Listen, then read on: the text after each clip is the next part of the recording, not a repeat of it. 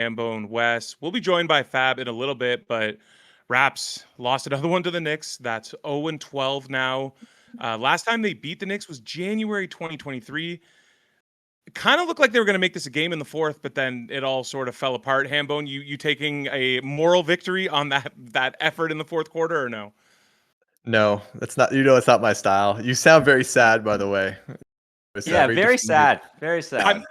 Hold on. I'm in Vegas. I might have had food poisoning last night, non-alcohol related food poisoning. So that's why. I'm just hoping we can get this done so I can run down to the book to bet Precious Achua points, boards, dimes before that 8:00 Pacific time tip off. So that's why. Thematic location.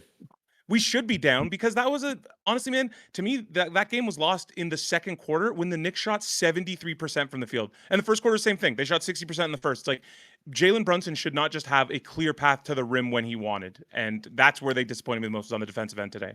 Or sorry, on the Yeah, you can look at the 13 points in the fourth quarter. I think that's the obvious thing. The Raptors just lacked offensive toughness down the stretch here. I think it's just a lack of professionalism, a lack of attention to detail that's consistent throughout the game, not to mention some toughness, which I've harped on a lot, but this one felt different. This was just Jacoby Walter fouled Jalen Brunson on a 3 needlessly earlier in the game, a couple defensive lapses. Yeah, where the Knicks just go on a 7-8-0 run just because guys were leaving people wide open. I thought Alvin Williams did a good job on the broadcast to point that out as well. It's just you can't fall into these lulls against elite teams, especially if you don't have the quality to lift you out of those lulls. And credit to the Raptors, they did fight back, but this is the second fourth quarter collapse in the last 3 games, and both came against elite teams. And I just don't think they just stack up. They just don't stack up at the moment. And, it would be nice to get one game. I understand where they're at. We'll talk about the big picture where the Raptors are and everything, because I was kind of going at it with one of our commenters. Spirited conversation. Love when that happens. Please provide all the commentary, feedback. We love it. But it's just here we go again. Same old story. No, you know what the funny thing is too? The Raptors actually have a good clutch time record right now. It's a complete flip from last year. We saw in the first quarter, Brandon Ingram, when he's going, he's up there with the best of them. But we saw it in the fourth quarter, New York, when they got to put the clamps on. They can do it on that end. They've been the number 1 defense for the last month, over 18 games, whatever it is. But they also have the offensive punch and the consistency on that end. The Raptors, sometimes if BI can't find a shot, it's not really a good option somewhere else. I think earlier in the game, you saw some good action from IQ and Pirtle getting involved, but push come to shove. I think the fourth quarter, you just see there's a different class in terms of isolation, half-court shot making. Raptors aren't quite there yet. It's not the worst thing in the world, but I just want to go back to what Hein was talking about in the second quarter. That's where the game flipped. The Raptors obviously were doing really well up until that point, and then things turned around. The Raptors have had a good bench all year, but they put up 8 points tonight. Whereas it's the New York bench that stole this game back and then changed the momentum. I think you're seeing elements of that right now. Grady Dick not being able to even crack the rotation anymore. Really rough for him, but also a rough sign for the team's depth. I think New York, a team that's pretty starter heavy, they were able to get things turned around with their second unit. That's kind of discouraging to me. You would hope that the Raptors have more pop. Didn't really have that tonight. We said this on the previous pod. The Raptors don't have a guy that can just show up off the bench, completely flip the momentum of a game. We have a good bench, but you don't have a single guy like that. And I think that's going to show up in games like this, even in a 7-game playoff series. I think you'll see some of that. So tough to see in the second quarter because the Raptors looked like they really had a chance. So I'll get to the bench in a second, and it's kind of my thoughts on it. But just real quick, to your point, Knicks last 6 weeks, 103.1 defensive efficiency, 14-4 record. That was in that stretch going into tonight, number 1 defense in the league by far. And we saw that in the fourth quarter because outside of RJ, there was really not much going on there. Now, to your point about the bench, has the league caught up with this bench, or are they running out of gas? Because it seems like the last month they're not the same bench, and I'm not really sure what it is.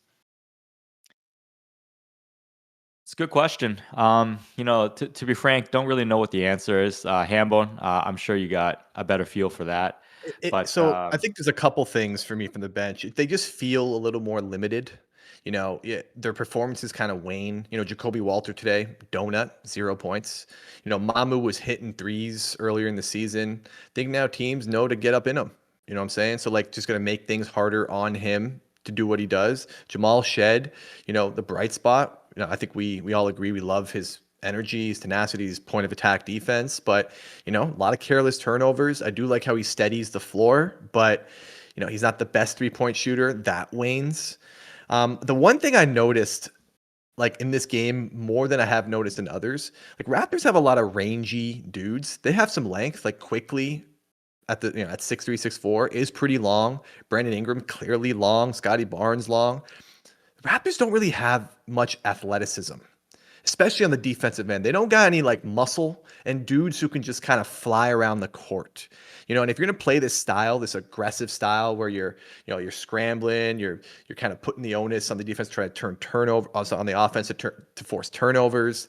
You just need someone who can kind of cover across the board. And Scotty, to his credit, does fit that mold, but Scotty's also a little robotic athletic. He's not your typical, high flyer type. You know what I'm saying? I just feel like they lack someone who can kind of fly around the court laterally. And if you play this sort of style, I feel like you need guys like that. And you could really see it when it's RJ Barrett getting beat on a backdoor or Manuel quickly kind of lost in space a little bit. And then Ingram kind of has moments as well. It's just if you had someone on that end of the floor, a couple times, Josh Hart for the Knicks, just excellent digs, reading the play before it happens. Ingram gets doubled on the short side. Nice skip pass over the top to RJ Barrett. RJ makes what you think is the right pass to Jakob Poeltl, who flashes in the paint, and Hart just reads it. Athleticism, awareness, toughness. It's just it was very glaring today, and you need some of those connectors if you want to be successful, especially against the elite teams. I honestly feel like we could take what we've done for our pod after the NBA Cup game against the Knicks and our last pod against the Knicks, and we could just play that. And we don't even need to be here. We don't even need to do a live because it's the same thing every time. And I know, Wes, you're always good to ground us and to say this Raptors team is not where the Knicks are, and we understand that. This Knicks team thinks they can compete for a title. For the Raps, making the playoffs is a hugely successful year. And even it's clear there's a matchup thing with them, and they do not match up well at all with this Knicks team. So I think we can be grounded a bit just because it's literally the same thing every single time. This is our third pod after Knicks game, and we're saying the exact same stuff. Well, one of the things about matchups too, specifically for the Knicks, their offense is a very strong corner 3-point shooting team. They do that exceptionally well. That is a known weakness of how the Raptors like to defend. They're very good at putting pressure on the primary ball handlers. They do a good job of protecting the paint. Scotty Barnes, he rovers really well, but that's what they gamble on. They'll overhelp and leave a guy leaking on the weak side 3. Knicks hit a bunch of those tonight. And teams like Charlotte, who are a 3-point heavy shooting team, they're going to do the same thing to the Raptors. So I think sometimes you also have to give credit to how the matchups line up. New York's got a lot of guys that pull up from those spots, and the Raptors just they intentionally leave those open. And tonight they paid for it. How are you guys feeling in terms of I know we've talked about the play-in. That lead is 3.5 on Orlando.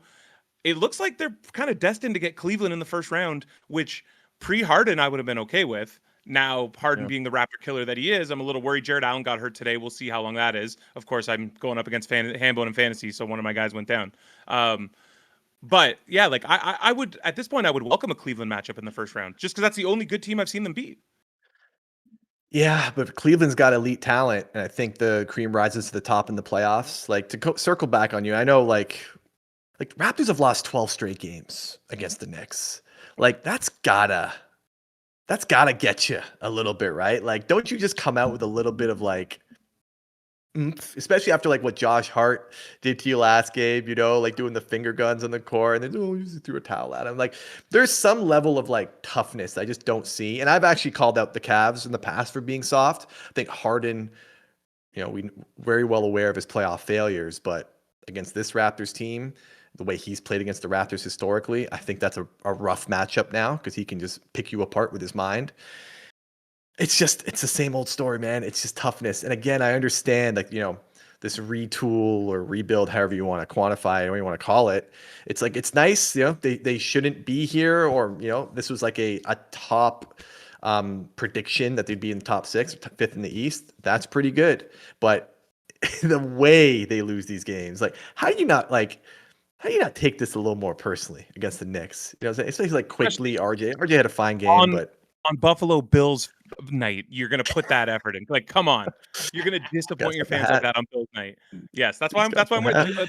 You would give me. I almost swore there. Almost lost the bounty. You would let me hear about it if I was wearing a Bills hat in any other situation. But on Bills night, this is the only night I can wear it.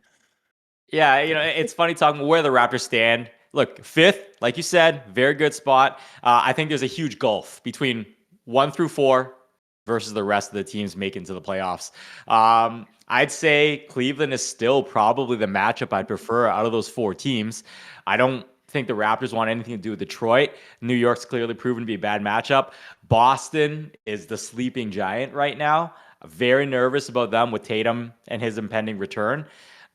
Cleveland, it's the best you're going to get. And your hope is that in that matchup, the Raptors show some level of like defensive tenacity and toughness. They're able to, sustain some of the offensive barrages that you'll get from Harden and Mitchell, but they put up a very good defensive showing. And kind of like Orlando in that first series loss they had against Boston. Yeah, they got beat by Boston, but you came out of that series being like, ooh, that was not easy for the Celtics to try to overcome that team. That's your hope, I think, for what's a reasonably good scenario coming out of the postseason run for the Raps. Hambone, you chiming in on that or no? Yeah, I'm going to chime. I mean, I think if the Raptors if they don't get swept, I will be impressed based on what I've seen thus far. And again, especially if they go up against a team like Boston. Like, I think, the Raptors numbers, especially on the defensive end, their defensive rating, it's hovering around like anywhere between like 4th and 7th throughout the year. That's not the case against elite teams.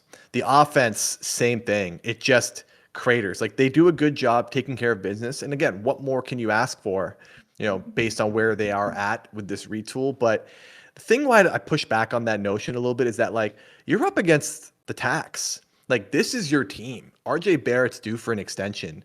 Like, unless there's exponential internal growth here, toughness don't grow on trees, man. Like, there's going to have to be something done in the offseason that addresses that issue. I'm all for letting this ride out, see what you got come playoff time. I think that's the prudent and correct thing to do.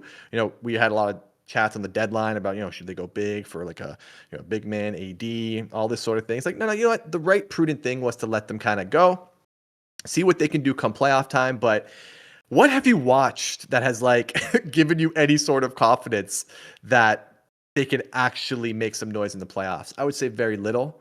The only positive in that matchup against Cleveland is that, like, Scotty Barnes kind of owned Evan Mobley as of late. I don't fear Jared Allen at all. I think Pirtle can hang. I fear James Harden.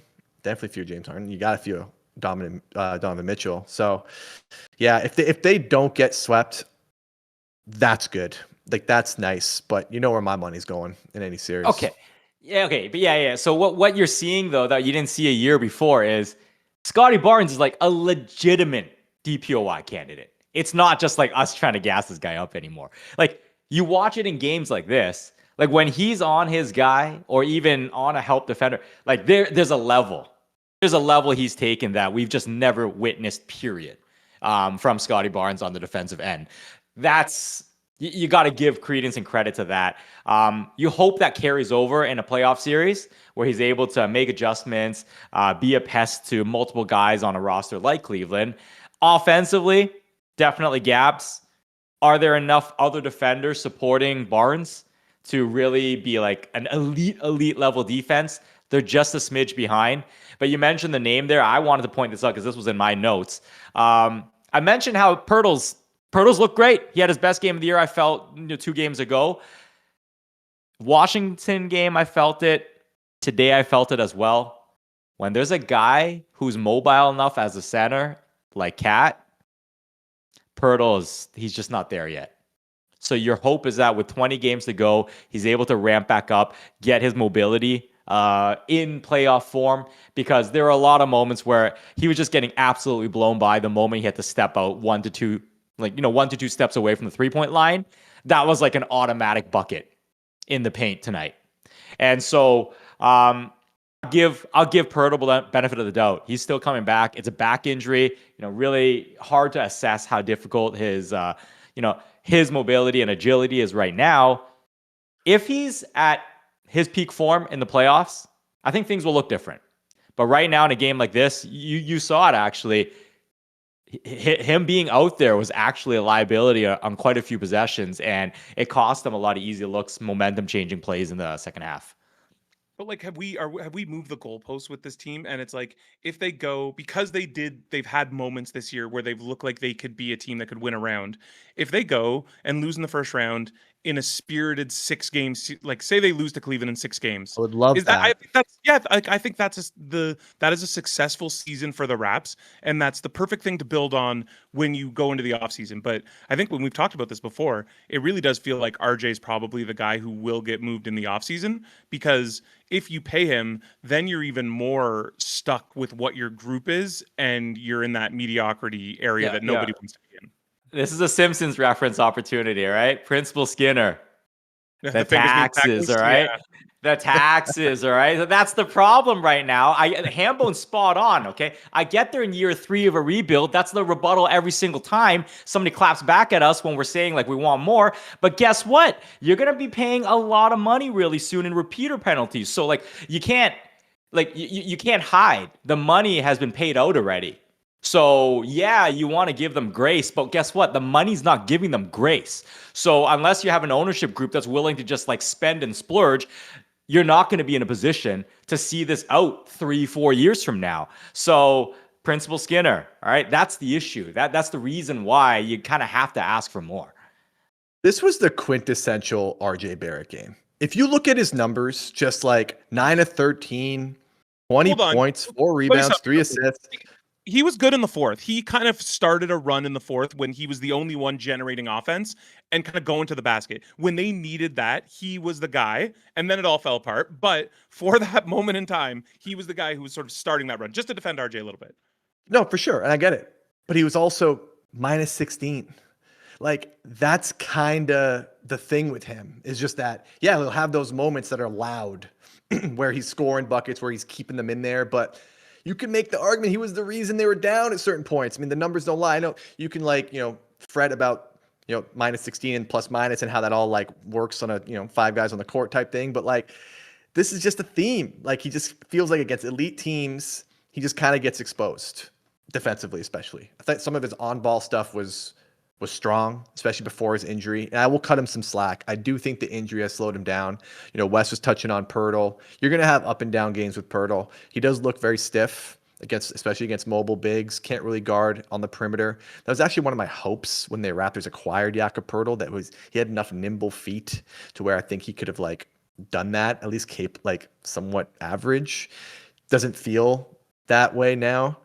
Still a lot of kind of silly mistakes here and there. But those two guys need to round into form. You need the best versions of RJ Barrett and Jakob Poeltl if the Raptors want to do anything. I would love a loss in 6 games. Similar to how the Detroit Pistons lost last year to the Knicks, Mm-hmm. Very tough series. Knicks fans, sphincters were tightening, you know what I'm saying? They were nervous in that series. Knicks fans were nervous. I had money on the Knicks minus 1.5 that series, and I was nervous. I'm like, oh, this Detroit team does not play.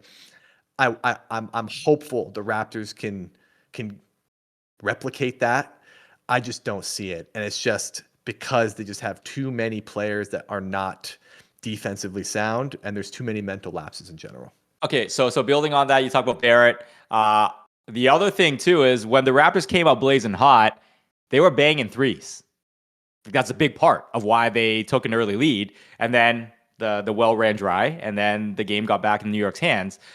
RJ Barrett, as much as he's a great rim runner, that's what he does, superior to people at his position, the ask of him, at least on this team, is he's got to be closer to a 40-point shooter than a 30-point shooter from deep.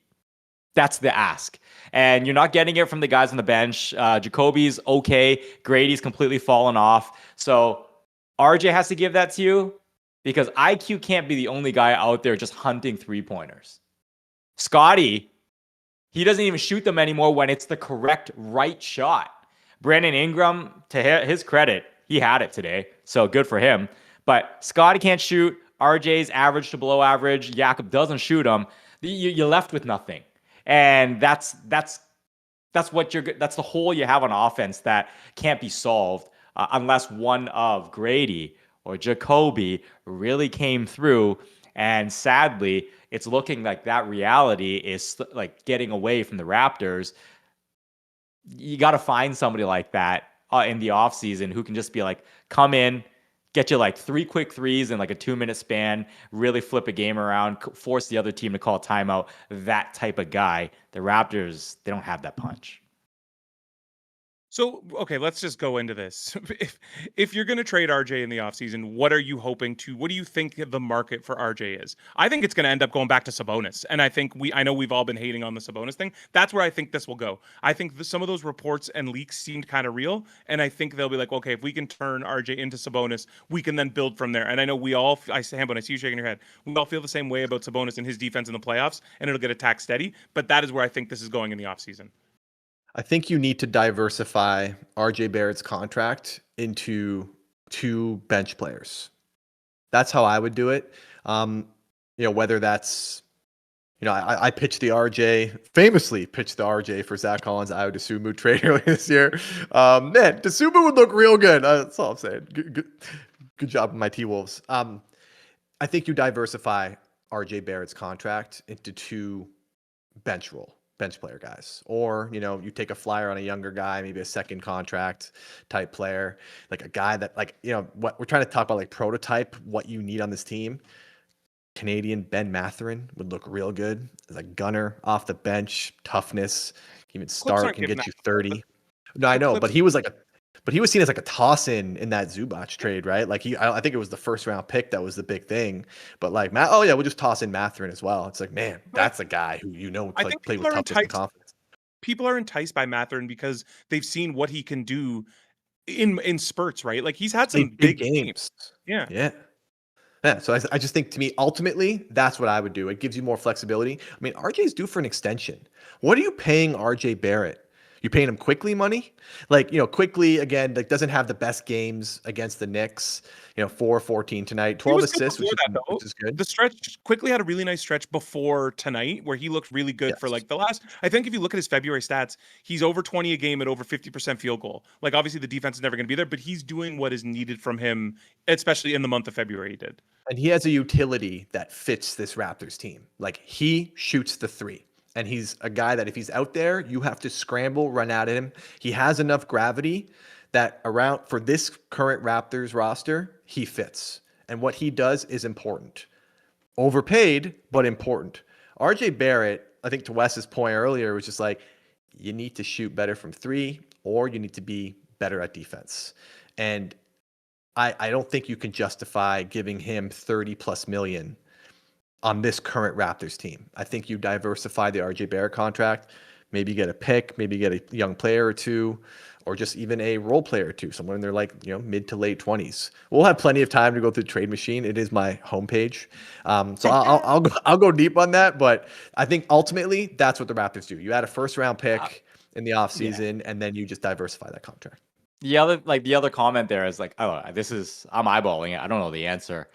I don't know how many teams out there have 5 players earning $29 million or more. It's got to be a really small list of teams that are set up that way.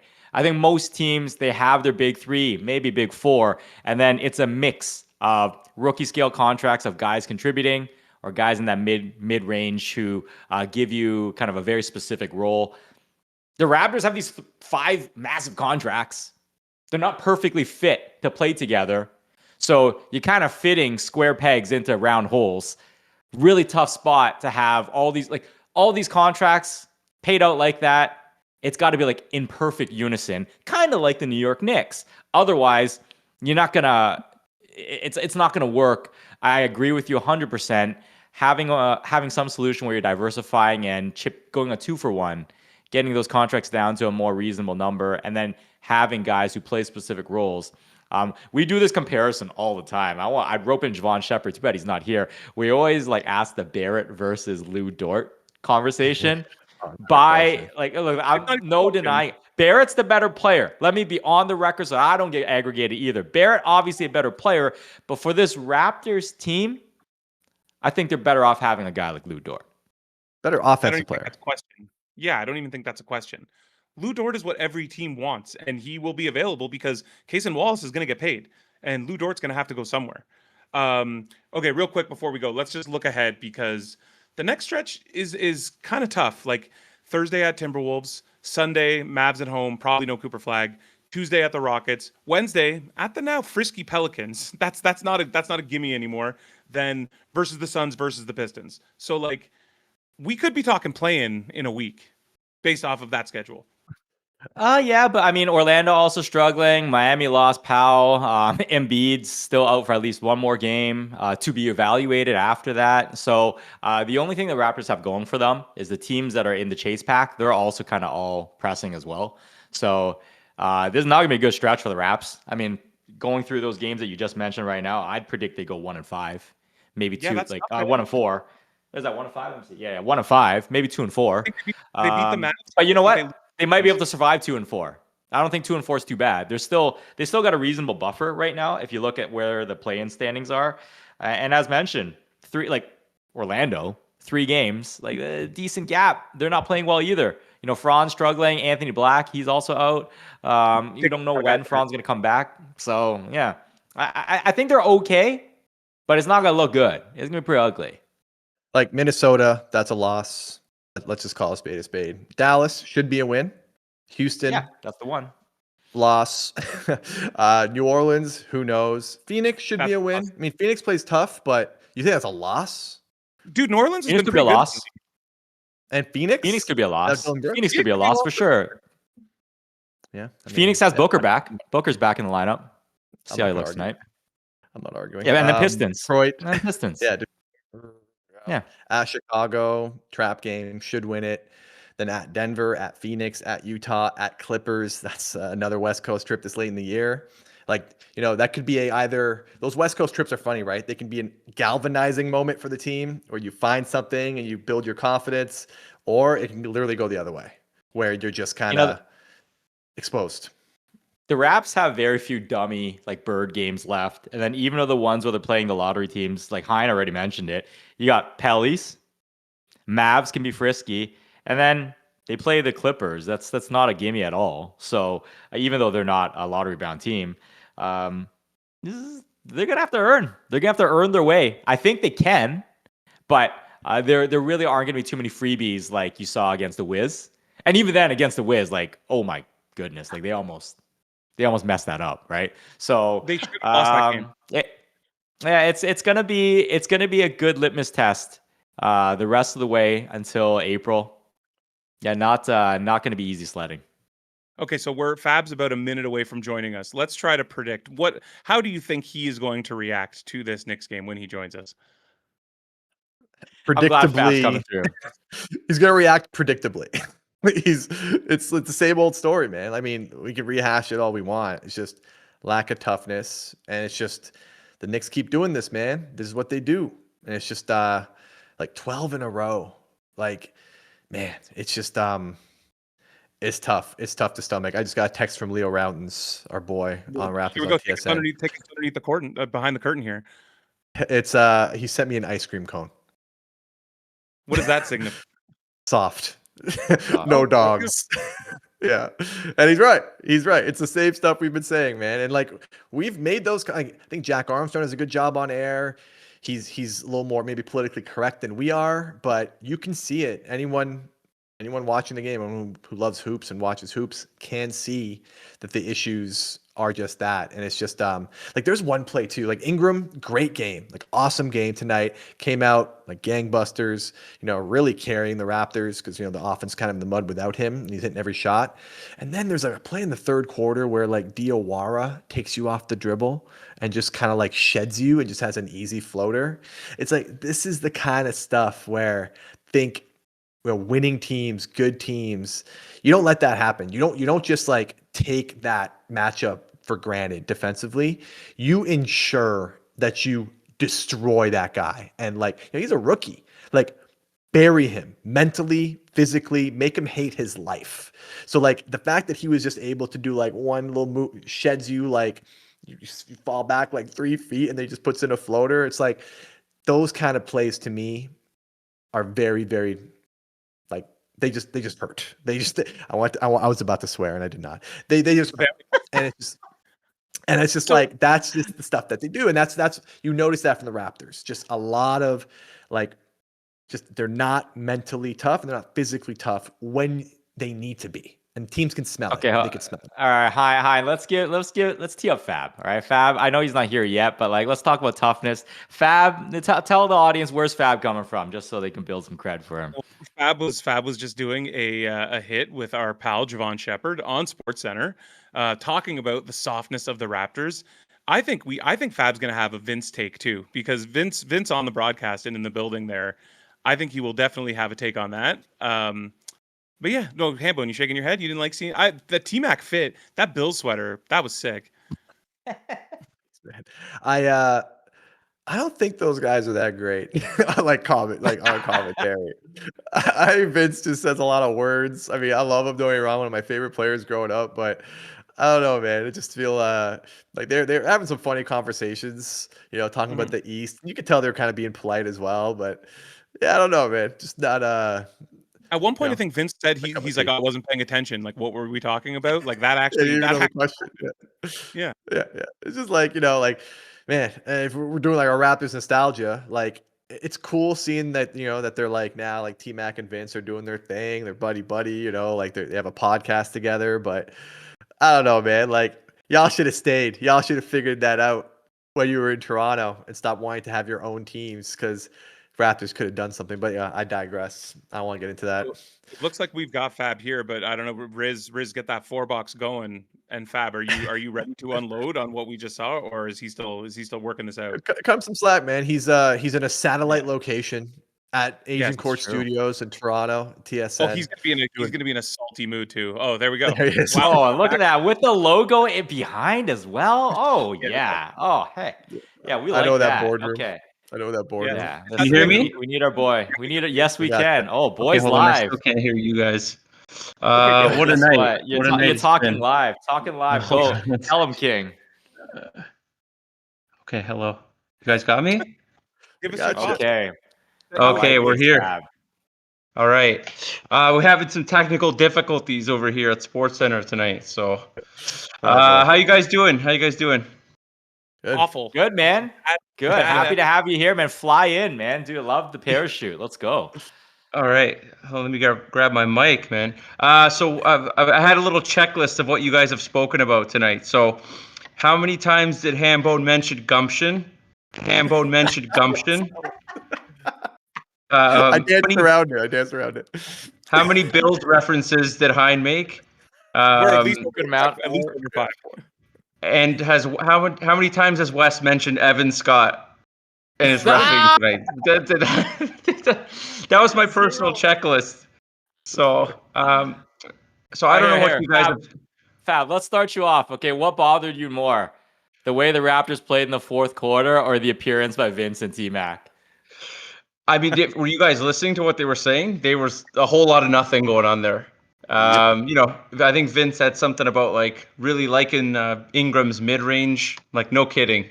But I don't know, the game as a whole. Like, I'll give the Raps some credit. They fought back a bit, but still close, but no cigar against this Knicks team, right? The hot takes are spewing. What was the spirit light? Yeah, what was the spirit light from Javon? Give us some broadcast to digital takes here. What was Javon spitting on air? I think we were just talking about how it's just what is it about this Knicks team specifically that has given the Raps so many problems? Because they play better against other good teams, but this Knicks team just has like mastery over them at this point, right? Like it looked like it was a close game and then they still lose by 15 points. So why is it the Knicks specifically? And I think his thing was just like, they just have guys who are just tougher and more physical, and that's kind of what it ends up being. Like, these guys like Josh Hart, and they're kind of the difference makers. So it's not just skill, it's kind of just the overall balance of the roster too, right? Yeah, those two things. 3-point shooting too. They're just a different class of 3-point shooting team. All those things Depth, add up. depth especially. It's a sad state of affairs when you're getting punked by like Karl Anthony Towns. That Yeah, says a The lot worst. about you. The worst. As You don't. team. Nobody like, wants it. Nobody wants that. like cats punking you. Like, I don't know, Nobody man. wants It's that. just Nobody got it's time tough for to that. watch. It's tough to watch at times. Do you not give them some credit for kind of clawing back in that game? Like, they had it. It was a 2-point game with 5 minutes left. I mean, they did show a little bit of moxie, but To me, goes back to last week. Like, moral victories. We're 60 games into the season. The time for moral victories is done. I was impressed that they came back, but then they just fell apart right after. It's like that you lose all of your credibility of the comeback when you then still just the Knicks score 10 unanswered in the next minute and a half to close the game out. yeah, they couldn't get the timely buckets they kind of needed. Scotty had some looks that kind of went in and out. I credit to RJ for at least kind of launching them in the fourth. Like, he was on a bit of a heater, but yeah, not enough timely shot making, not enough depth. Like, the Knicks kind of just have them in every aspect of the game, right? So is the Knicks, are they the worst possible matchup for the Raps in the playoffs? Would you Hands take down. them last? We said this off the top. That's 12 straight. January 2023 is the last time they beat the Knicks. I don't want Boston either, but like the Knicks are the matchup you need to avoid at all costs, no matter what. And we talked about this a bit. Cleveland is the matchup you kind of want, but even though now with Harden, I'm a little worried, as is Hambone. Yeah, I guess you take Cleveland out of all the other options, right? I would take them over Detroit. I'm certainly not taking the Knicks. I think the Knicks and Boston are both equally as bad. I don't think either of them are going to end up And, well. and you talk matchups, right? Like, guess what the Knicks have? They got OG Anunoby, Mikal Bridges, Josh Hart, dudes that can like be malleable on defense. They got length, they got toughness.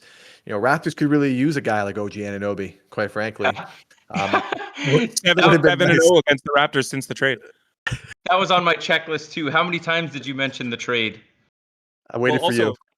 A new special thing from Hambone, and we've seen it in the group chat, is every once in a while you see a box score and then just RJ's plus minus circled. So we had that reference from Hambone as well.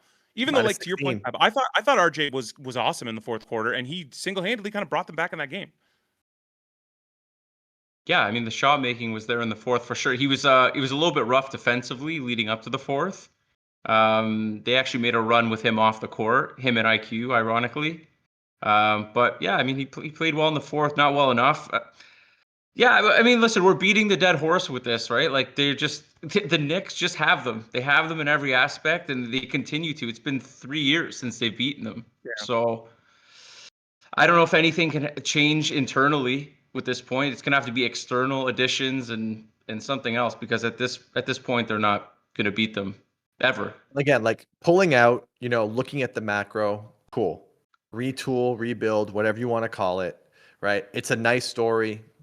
They've exceeded expectations, I think, across the board. Still some season to be left, so this thing can go down fast, but it's just because they're so close to the tax, because they are where they're at with the salary cap, like, it's not a typical rebuild. These aren't all young guys in their early 20s. These are dudes who are about to enter their primes. That's just the reality of the situation. So tough decisions have to be made. And I think, we talk matchups. You need more wing defenders. I mentioned it earlier on the pod. You need more athleticism, like actual dudes who are athletic, who are strong, who are tough, who can cover space. It's just it's becoming more evident when the Raptors play good teams. Like, it's just, Scotty Barnes can't do everything. And I feel like he's shouldered that load a lot as of late. I think he was only just like a -2 tonight, right? Like, again, like -2 in a game you lost by 16. Like, credit to Scotty. I think he kind of had some inconsistent moments throughout, but like, it's hard to nitpick when he's the only guy that gives you resistance on the defensive end, really consistently enough anyway. Yo, Fab, you'd appreciate this. I brought up on your behalf the the RJ or Lou Dort debate. Oh, Lou Dort, come on, man. I did it. What are we talking Yeah, about? I did it for you, for my boy. Yeah, Lou Dort, man. Uh, Get him or Alex Caruso. I'll take Alex Caruso. Love me some yeah, Unk, man. yeah. Unk would be great on this team. What did you guys think of Ingram? I mean, he started out hot. He definitely wilted as the game wore on. I think the physicality of the game ended up getting to him. But I mean, he had a nice. I had this joke. I had this joke about BI. I was thinking. So remember, like a year ago, I said I don't think the Raptors have a single player that would win in a first round one-on-one matchup if they did all 30 teams. I think the Raptors would finish near dead last year. Where do you think BI ranks in like a one-on-one first to 5 tournament? Because man, when he's on, this is just something the Raptors haven't seen since Kawhi. So yeah, one-on-one. I don't know I don't know who he's facing, but I mean he would be suited for one-on-one for sure. Dude, like, if those shots weren't so dropping, like he just how it's bad nice to how see. ugly it would've gotten? Like those were contested looks that he was hitting, and if he's not doing that, this is like a 20-point game earlier than it actually turns into a blowout. But like he kind of carried them, and those were tough shots. Yeah, that's the man. I just think back to when the trade first happened, and there's all the people that were like absolutely burying that trade. Fine, I get it at the time, but the Raptors didn't have anybody, not even close to what BI can give. So yeah, it might not be the best option in terms of having like that 1A level superstar, but a year ago, man, clutch time, the Raptors were like 5-20, whatever. Like they had some crazy bad record. So BI gives you these flashes. It's better than nothing. And he had some good defensive moments, and as Hambone pointed out, some really rough ones. But like that, you can't ask for too much more from BI. I think he deserves his flowers. Yeah, I mean he carried you early, but the shot making became harder and harder. He physically kind of wore down, I thought, a little bit. Became harder to get his shots off, and you kind of needed someone else to step up, like RJ did for a period. But I just feel like when they had, they closed the gap and they had those chances to like tie it or move ahead, they just couldn't hit those shots. Like Scotty kind of had one in the corner he missed. They're not going to blame him for that, but they just couldn't like hit them with that knockout punch that they needed to at the right time. And then the Knicks, to their credit, they came back and make shots. Like they're a resilient team, right? And that's why they are who they are. Maybe. Sorry, go ahead, Amon. I was saying, like, that's why a playoff appearance, I think, is very important for this Raptors team. Get there, see if you can build that. Yep. And good news, everybody. Next Monday, we're doing a pod after the Mavs game. So for everybody who says we only come up after losses, we're probably coming up after a win next Monday. You just jinxed it. I know. I feel like that is terrible form. We're cursed. I know. I'm tired of coming up after losses. I really am. It's so deflating. Like we need a gimme at this point. All right, I think that's it for us. I'm going to run down to the sportsbook and bet Precious Achua Point Sports Dimes. And if you're watching us right now live, you should do that same bet before that 11 o'clock tip-off. That's it for us. Okay. We'll see you next time. Fabio, you make the bet, Fab. Okay, well, on FanDuel, of course. Always, of course. Ontario. Let's get it. See y'all later.